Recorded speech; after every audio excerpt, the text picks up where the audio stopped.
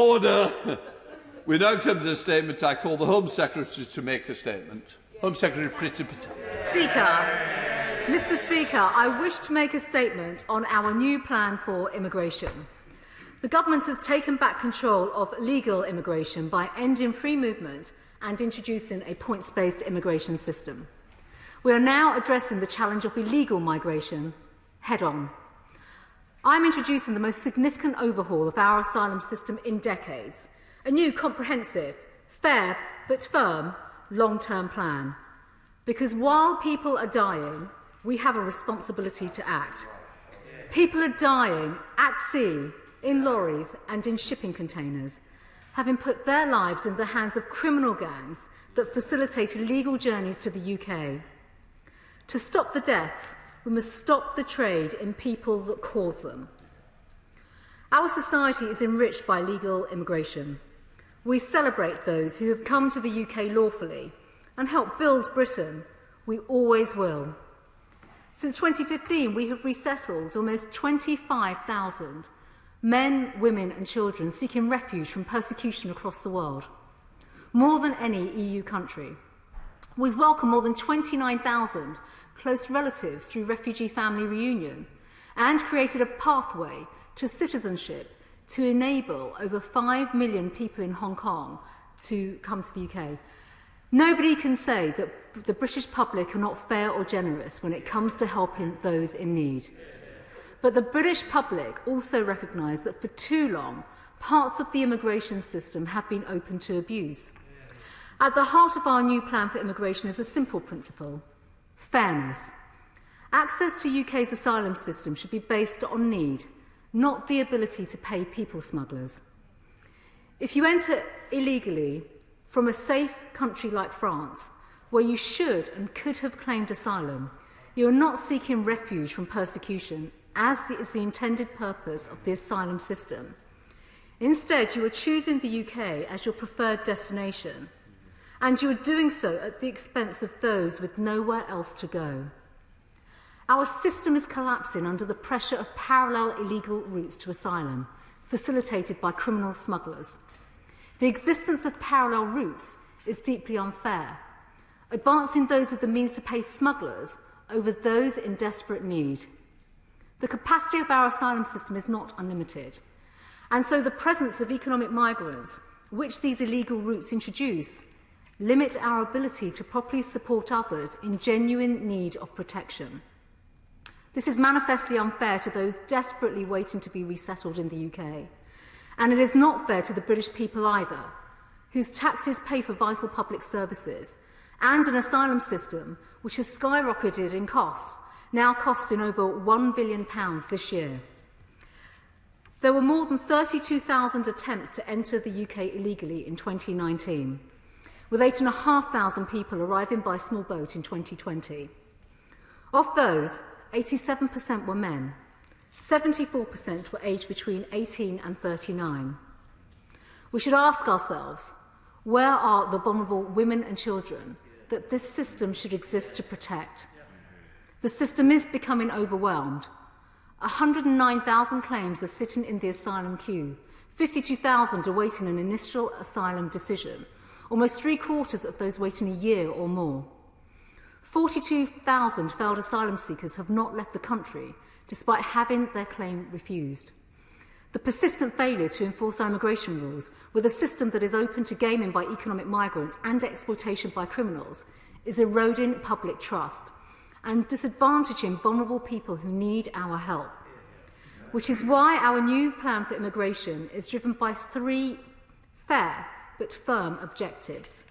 First, to increase the fairness of our system so we can protect and support those in genuine need of asylum. Second, to deter illegal entry into the UK, breaking the business model of people smugglers and protecting the lives of those they endanger. Third, to remove more easily from the UK those with no right to be here. Let me take each in turn, Mr. Speaker. First, we will continue to provide safe refuge to those in need, strengthening support for those arriving through safe and legal routes. People coming to the UK through resettlement routes will be granted indefinite leave to remain. They will receive more support to learn English, find work and integrate. And I will also act to help those who have suffered injustices by amending the British nationality law so that members of the Windrush generation will be able to obtain British citizenship more easily. Second, this plan marks a step change in our approach as we toughen our stance to deter illegal entry and the criminals that endanger life by enabling it. Many illegal arrivals have travelled through a safe country like France to get to the UK, where they could and should have claimed asylum. We must act to reduce the pull factors of our system and disincentivise illegal entry. For the first time, whether people enter the UK legally or illegally will have an impact on how their asylum claim progresses and on their status in the UK if that claim is successful. We will deem their claim as inadmissible and make every effort to remove those who enter the UK legally, having travelled through a safe country first, in which they could and should have claimed asylum. Only where removal is not possible will those who have successful claims, having entered illegally, receive a new temporary protection status. This is not an automatic right to settle. They will be regularly reassessed for removal and will include limited access to benefits and limited family reunion rights. Our tough new stance will also include new maximum life sentences for people smugglers and facilitators, new rules to stop unscrupulous people posing as children, and strengthening enforcement powers for Border Force. Third, we will seek to rapidly remove those with no right to be here in the UK, establishing a fast-track appeals process, streamlining the appeals system and making quicker removal decisions for failed asylum seekers and dangerous foreign criminals. We will tackle the practice of meritless claims which clog up the courts with last-minute claims and appeals, a fundamental unfairness that lawyers tell me frustrates them too. Because for too long, our justice system has been gamed. Almost 3/4 of migrants in detention raise last-minute new claims, challenges or other issues, with over 8 in 10 of these eventually being denied as valid reasons to stay in the UK. Enough is enough. Our new plan sets out a one-stop process to require all claims to be made up front. No more endless, meritless claims to frustrate removal. No more stalling justice. Our new system will be faster and fairer and will help us better support the most vulnerable.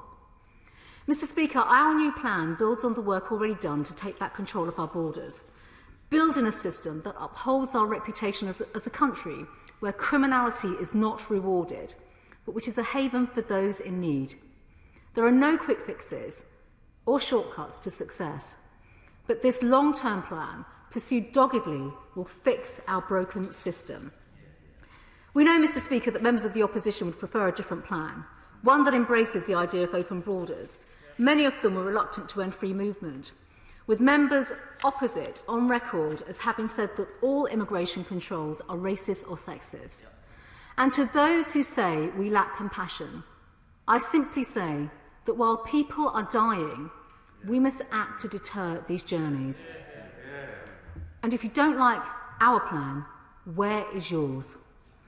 This government promised to take a common-sense approach to controlling immigration, legal and illegal, and we will deliver on that promise. The UK is playing its part to tackle the inhumanity of illegal migration, and today, Mr. Speaker, I will press for global action at the G6. I commend this statement to the House.